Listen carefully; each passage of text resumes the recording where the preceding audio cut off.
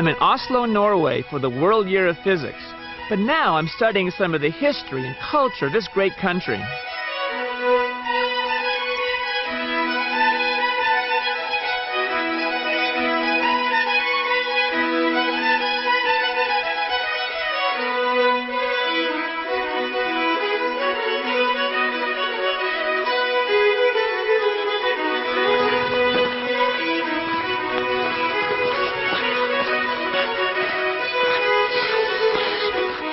Wow, I better get to the Viking Ship Museum for my video conference. I've got to hand it to the Vikings. How they found their way across the Atlantic Ocean without maps is amazing. Well, they didn't have maps like ours, but they were pretty sophisticated navigators. Hi, Dr. D. I was beginning to wonder if you were going to find the museum. Well, it's easy to get distracted when you're doing research. And soon I'll be going to Andenes about the Arctic Circle to see the Northern Lights. Dr. D, isn't the Alomar LiDAR Observatory in Andenes? Yes, but how do you know about the observatory in Andenes? Ula and Nina, some of our fellow geocachers, live there, and they also happen to be members of the SCI Files Kids Club. That's cool. If you send me their coordinates, I can meet them. Speaking of coordinates, as I mentioned in my email, I have some questions about the history of navigation. Where do you want to start?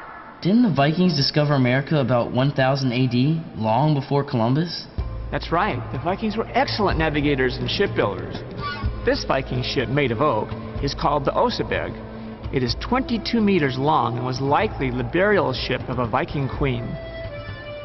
The Gokstad was probably built around 890 AD. In addition to sails, it also had 16 pairs of oars. In 1893, a replica of the Gokstad sailed from Norway to Canada in 28 days without the aid of a compass. Wow, that's amazing! How do they navigate without a compass? The Vikings probably used stars to navigate. A star named Polaris, which is located above the Earth's North Pole, can be used to find north. I know. Polaris is sometimes called the North Star. It's always in the same place in the sky, and you use the Big Dipper to find it. Very good. But when the Vikings sailed in the summer months, they would have had difficulty finding the North Star. Why is that? Because Norway is so far north, there are places where the sun never sets in the summer. That's why it's called the land of the midnight sun. Even in southern Norway, it doesn't get really dark at night. Dr. D, how would they navigate without a compass or the use of the stars? Lots of ways. For example, they relied upon landmarks. They used ocean currents, prevailing winds, and swells, and they observed the migrations of birds and whales to find their way. Is it possible that they used the sun? Yes, they apparently used the sun's shadow and the rising and setting positions of the sun to find north. Okay, and if there are clouds? Some people think they used a sunstone to locate the rising or setting sun when there were clouds on the horizon. I have a piece right here. How does it work? It's called Iceland spar. Put a dot on top and look through it, you'll see two dots. You rotate it until both dots are equally dark, then the crystal points toward the sun. That's pretty ingenious. Of course, they would have loved modern navigational technology like this sextant, a seagoing clock, or especially a GPS. Our GPS, however, is causing us some problems. What do you mean? It's giving us lots of random coordinates, even when we're not moving. Interesting. It makes it hard to find a cache. I have a friend at NASA Langley Research Center who works a lot with global positioning systems. I'll email you his information. I'm sure he can help you. Until then, I can tell you where to get a good sunstone. Thanks, Dr. D. But after I finish my research, I think I'll just give him a call.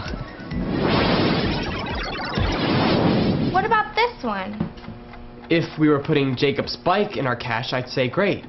Remember, we have to hide this when we're finished. Plus, I'll never get that on the plane. I wonder what my profit margin would be for these plastic containers in a yard sale. Note to self. Investigate long-term investment potential in plastics. Did you read Bianca and Jacob's Get Up and Go sheet? Yes, and we still need to learn about how satellites and GPS work if we want to complete our assignment. Dr. D mentioned talking to a friend of his at NASA. Yes, maybe we can meet him after we finish making our geocache. And finding supplies for your camping trip. By the way, how is it possible that you get to go on a camping trip to Colorado? Isn't that expensive? These, Catherine, are the benefits of being on the board of a high-profile financial institution.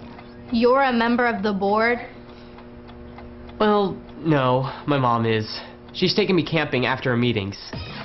I'll tell you all the details when you take me to the airport. I can't take you to the airport. I can't drive yet. Oh, right. Note to self. Also, investigate investment opportunities in transportation companies. So what's up? How will the treehouse detectives find the geocache? What should they do if their GPS devices go out again? Find out in the next exciting chapter of The Case of the Technical Knockout.